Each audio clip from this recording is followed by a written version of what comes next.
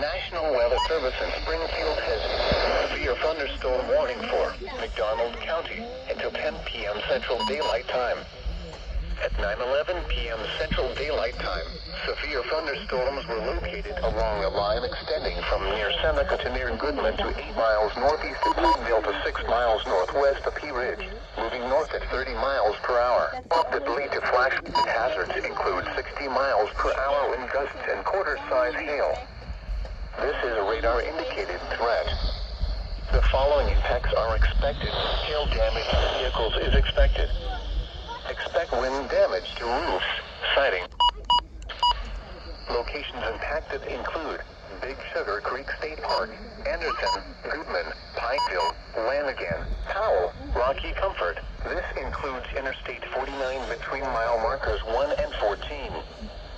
For your protection, move to an interior room on the lowest floor of a building. Torrential rainfall is occurring with these storms and may lead to flash flooding. Do not drive your vehicle through flooded roadways.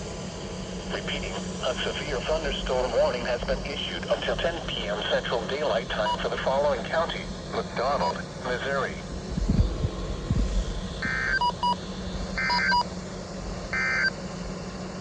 The National Weather. Okay.